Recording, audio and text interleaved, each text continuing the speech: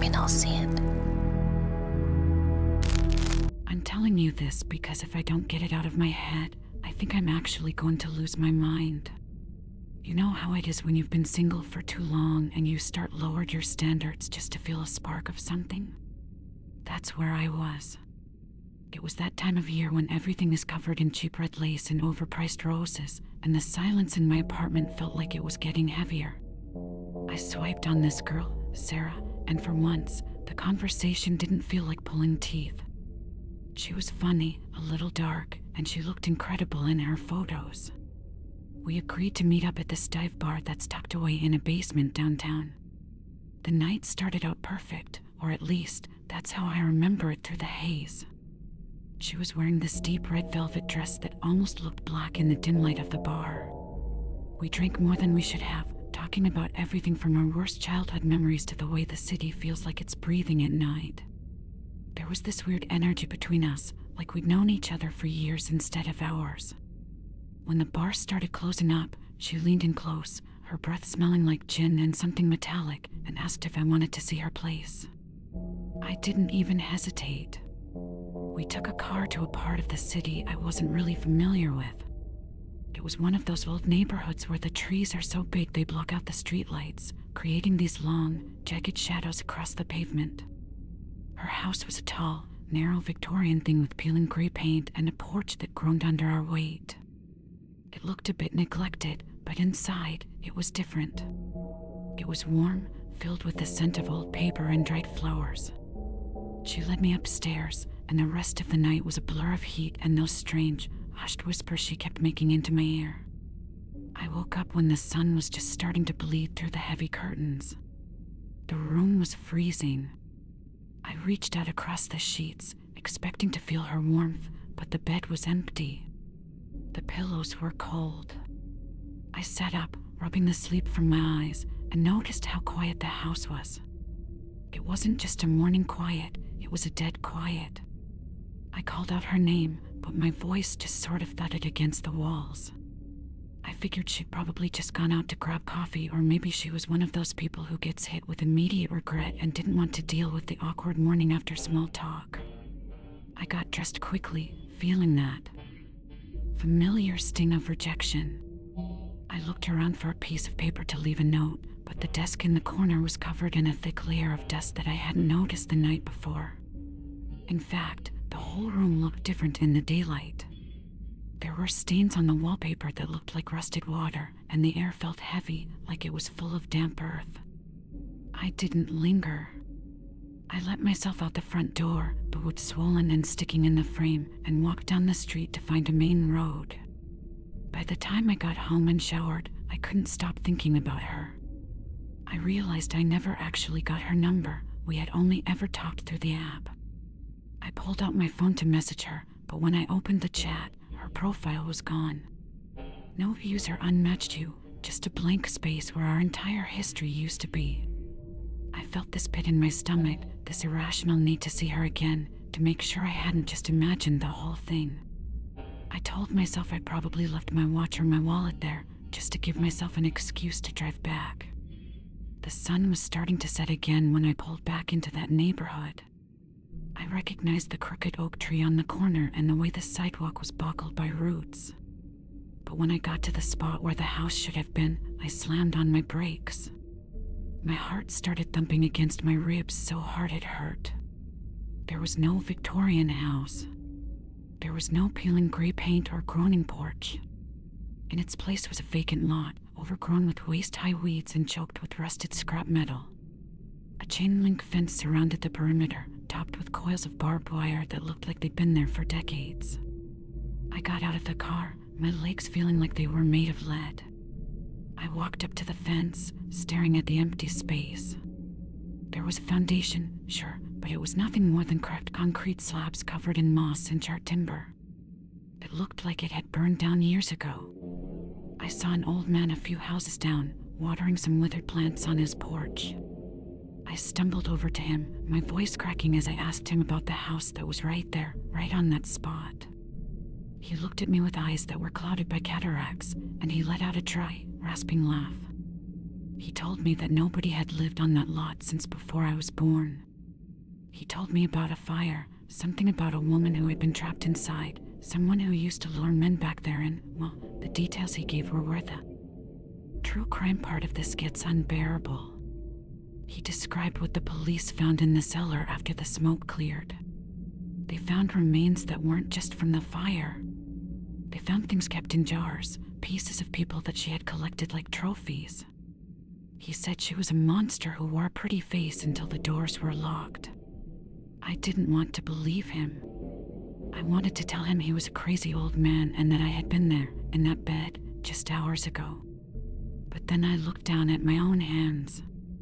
Underneath my fingernails, there was this dark, dried crust. I thought it was just dirt from the lot, but as I scraped at it, the smell hit me. It wasn't dirt. It was the same metallic, copper scent I'd smelled on her breath. I reached into my jacket pocket and pulled out a small object I'd felt bumping against my hip. It was a ring. A gold band, tarnished and dull. But it wasn't just a ring. There was still a piece of a finger inside it, gray, shriveled, and severed cleanly at the joint. I started retching right there on the sidewalk. I remembered the way she had kissed me, the way her hands had felt on my skin, and I realized that the warmth I felt in that house wasn't from a heater. It was the heat of something decaying. I looked back at the empty lot, and for a split second, I saw her. She wasn't in a red velvet dress anymore. She was standing in the center of those weeds, her skin hanging off her frame like wet rags, her eyes nothing but black pits of hunger. She wasn't a girl from an app. She was a memory of a murder that refused to stay buried. I haven't slept since. I keep checking the app, terrified that I'll see her face again, scrolling through the local singles. Every time I close my eyes, I feel those cold, dead whispers in my ear, promising me that she's not done with our date yet. I can still smell that copper on my skin, no matter how hard I scrub.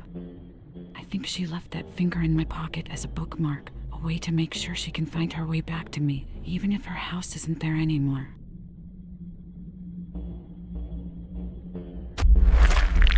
Next story. Some debts are paid in skin. Don't look up. I never really thought of myself as a monster, just someone who likes to watch things unravel. It's funny how people talk about true crime as if it's this distant, cinematic thing that only happens in dark alleys or abandoned houses. The truth is much more mundane than that. It's happening in the bright, fluorescent aisles of your local grocery store, right between the seasonal decorations and the discounted greeting cards. People are so distracted by their own little lives, their tiny stresses, and their desperate need to be loved that they don't notice someone like me standing right next to them. Valentine's Day is the best time for it.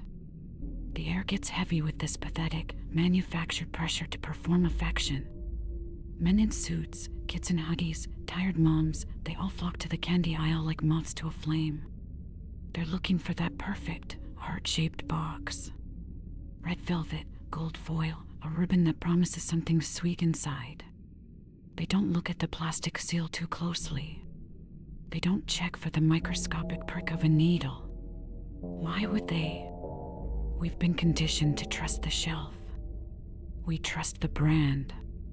We trust that the world isn't actively trying to stop our hearts while we're sitting on the couch with someone we love. I started small. I did a lot of research into the logistics of it all, how to get the right equipment without raising flags. It turns out, if you look like you belong, nobody asks questions. I bought the supplies at different places, over months. The arsenic was the hardest part to source in bulk, but I found my ways. It's a beautiful substance, really. In its concentrated form, it's a silent, patient killer. It doesn't need to be fancy. It just needs to be there, waiting inside a decadent praline or a sea salt caramel. I remember the first time I actually went through with it. I walked into a big box retailer about a week before the holiday. I had my kit in my jacket pocket, a set of ultrafine insulin needles, and a small vial of the solution I'd prepared. It was early, maybe just after the morning rush. The store was quiet, save for the hum of the refrigerators and the mindless pop music playing over the speakers. I stood in front of a massive display of heart-shaped boxes. Hundreds of them. I picked one up, a large, ornate one with a red silk bow. I turned it over in my hands, looking for the softest point in the cardboard bottom where the needle wouldn't leave a visible tear in the outer plastic wrap.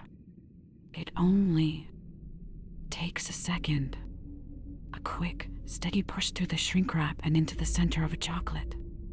The needle is so thin that the plastic self-seals almost perfectly afterward.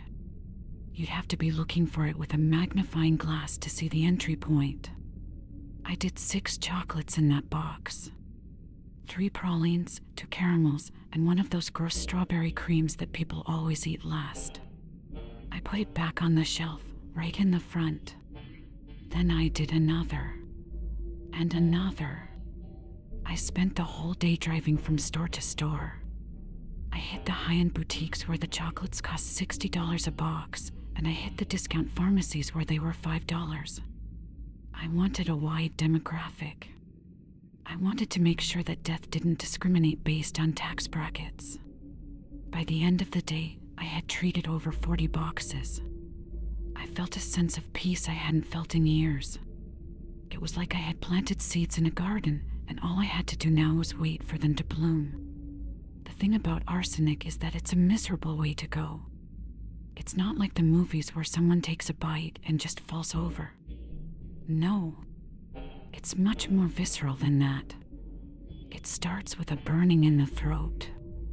Then the stomach cramps set in, vicious, twisting pains that make you feel like your insides are being wrung out like a wet rag. Then comes the vomiting. Projectile, unstoppable, and eventually bloody. Your body tries to purge the poison, but it's already in the bloodstream. It's systematic. Your kidneys start to shut down. Your heart rate becomes erratic. You spend your final hours in a state of absolute, dehydrating agony, gasping for breath as your lungs fill with fluid. I started checking the local news feeds and the community forums about 3 days later. I didn't have to wait long. The first post I found was on a local What's Happening Facebook group. Someone was asking if there was a stomach bug going around because their neighbor's husband had been rushed to the hospital in the middle of the night. He didn't make it. The doctors thought it was a severe case of food poisoning or maybe a sudden cardiac event. They didn't suspect a thing. Not yet. A few days after Valentine's, the pattern started to emerge. A young woman in the next town overdied in her sleep after a romantic dinner. A teenager found his girlfriend collapsed on the bathroom floor, her face pale and her fingernails turning blue. I sat in my darkened living room, scrolling through the tributes and the GoFundMe pages.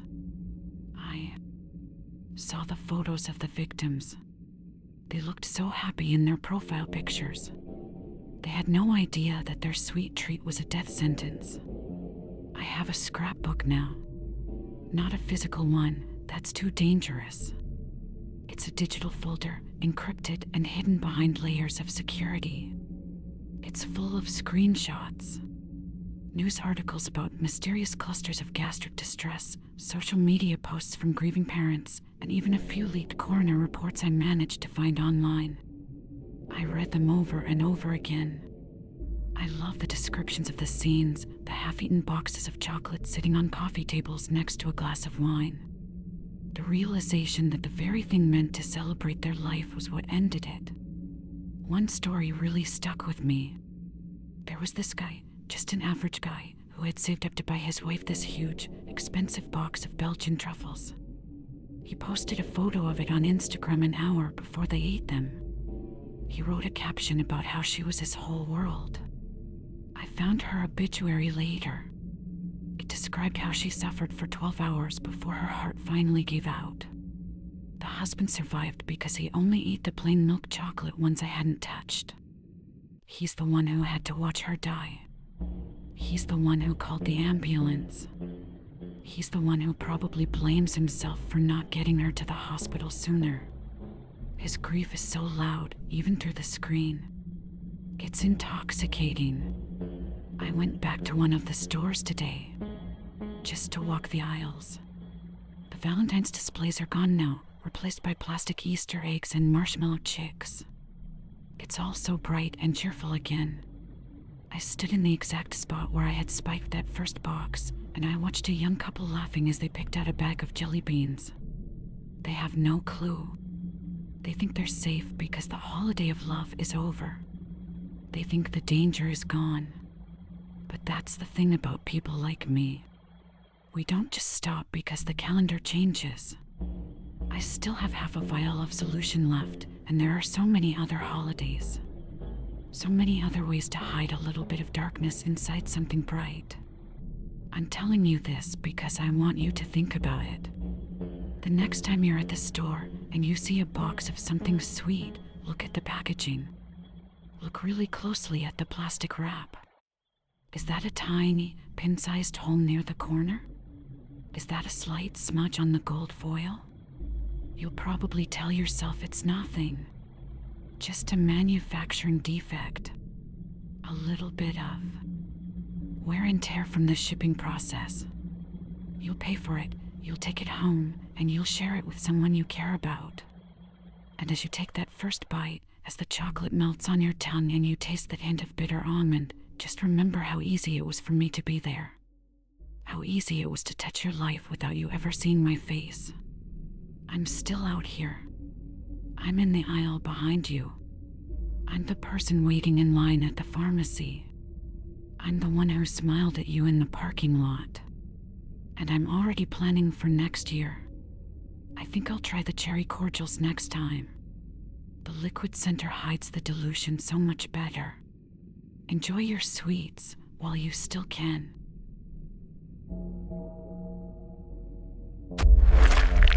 Next story. Some debts are paid in skin. Don't look up. I'm telling you this because I can't keep it locked in my head anymore, and honestly, I think if I don't say it out loud to someone, I'm going to lose what's left of my mind. You know how everyone makes such a huge deal out of that one night in February? The one where everything is supposed to be pink and red and perfect. I used to love it. I used to think there was something magical about getting dressed up and sitting across from the person who makes you feel like the rest of the world is just background noise. The restaurant was one of those places where you have to book weeks in advance. It was dim, filled with the scent of expensive truffle oil and those thick, heavy lilies that smell a little too much like a funeral if you catch them at the right angle.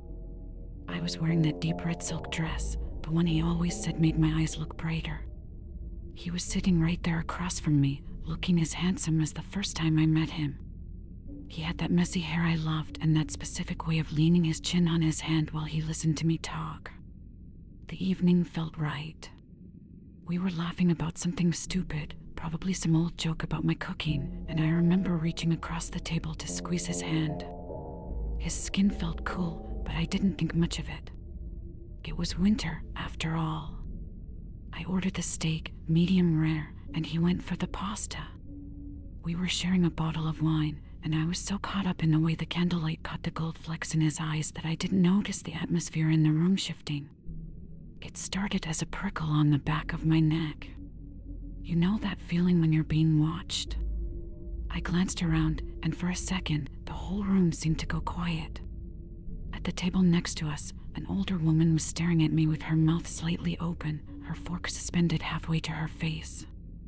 Further back, near the bar, two of the servers were whispering, their eyes darting toward our table and then away the second I made eye contact. I leaned in and whispered to him that people were being weird. He just gave me that slow, reassuring smile of his and told me to ignore them. He told me they were probably just jealous of how beautiful I looked. So, I tried to focus on him. I picked up a piece of the steak, carefully dipped it in the reduction, and held it out to him. He opened his mouth, took the bite, and I watched him chew, feeling that familiar warmth in my chest. That's when the manager walked over. He didn't look like he wanted to be there. He was a tall man with a pale face and sweat beads forming along his hairline, even though the room was actually quite chilly. He didn't look at my boyfriend. He didn't even acknowledge there was anyone else at the table. He just looked at me with this expression of pure, unadulterated pity that made my stomach do a slow, sick flip. He leaned down and asked if he could speak with me in the back for a moment. I laughed, a bit confused, and asked if there was a problem with the bill. I gestured to the man sitting across from me, joking that my date might get lonely if I left him alone with the wine. The manager's face didn't change. He just got paler. He said it was important and that it would only take a minute. I looked at my boyfriend, who just shrugged and nodded, giving me a look that said he'd be waiting right there. I followed the manager through the swinging kitchen doors. The noise of the clinking pans and the shouting chefs was a sharp contrast to the quiet of the dining room. We went into a small, cramped office in the back. It smelled like old paper and stale coffee. There were monitors on the wall showing different angles of the restaurant, grainy, flickering feeds of the people eating and drinking. The manager didn't sit down. He just pointed to the screen that showed our table. At first, I didn't understand what I was looking at. I saw myself. I saw the red dress. I saw my hand moving as I talked, gesturing wildly the way I always do when I'm excited. But the chair across from me, it was empty. I told him the camera must be broken. I told him it was some kind of glitch. Then I watched the footage of the moment I thought I was feeding him the steak. On the screen, I saw myself lift the fork, moving it toward the empty air. I saw the piece of meat hover there for a second before it simply dropped. It fell right onto the white tablecloth, leaving a dark, bloody stain. On the tape, I didn't even react. I just pulled the fork back and kept talking to the nothingness, a bright, manic smile plastered on my face. I stood there, staring at that flickering screen, and the air in the office felt like it was thickening, turning into something I couldn't breathe. The manager reached out to touch my arm, but I flinched away. He started saying something about how I'd been there for over an hour, talking to myself, laughing at jokes no one was making, and carefully placing portions of food onto an empty seat until the cushion was soaked in sauce and grease. And then it hit me. It wasn't like a light bulb going off.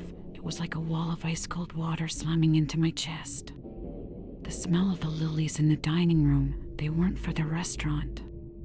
They were for the funeral. 2 years ago. The screech of the tires. The sound of metal screaming as it twisted like paper. I remembered the way the windshield had shattered, turning into 1,000 tiny diamonds that caught the moonlight before they buried themselves in his skin.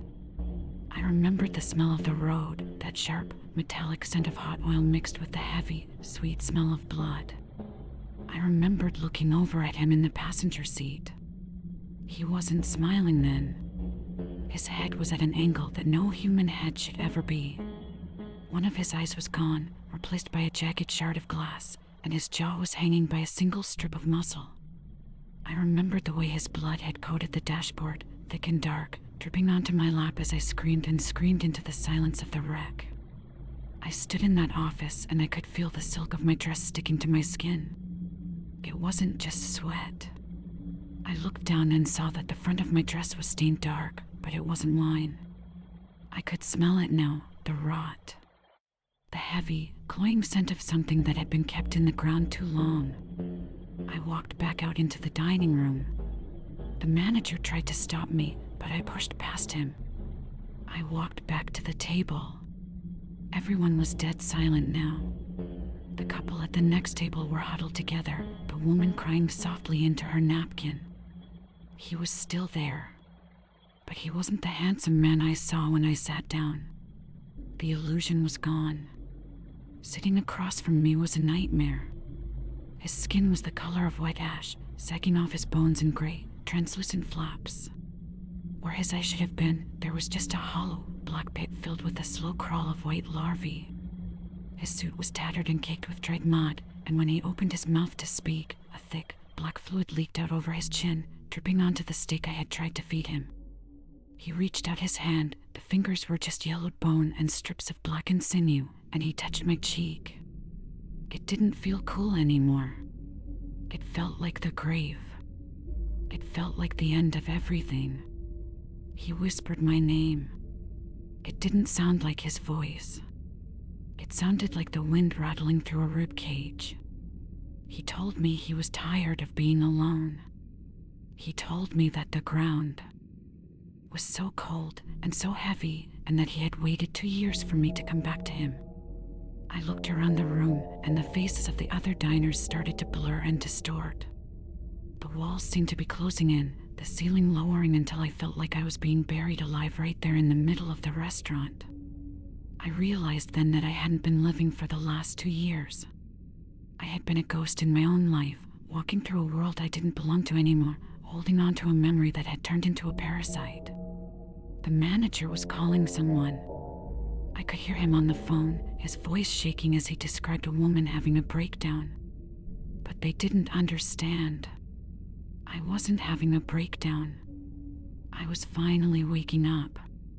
I reached out and took his hand. I didn't care about the rot. I didn't care about the smell of the earth or the way my skin crawled as his bony fingers locked around mine. He stood up, and for the first time in 2 years, the weight in my chest felt like it was finally, mercifully, going to break me. I'm writing this from the bathroom of the restaurant. I locked the door, and I can hear them knocking outside, telling me to open up, telling me that help is on the way. But they don't see him standing here next to me, leaning against the tile wall with his head tilted at that horrific angle. He's holding a piece of the broken mirror I just smashed. He's smiling, or at least, the hole where his mouth used to be is stretching wide. He says it's time to go. He says it only hurts for a second, and then the anniversary will never have to end. I think I'm going to listen to him. I think I'm ready to see what's under the dirt.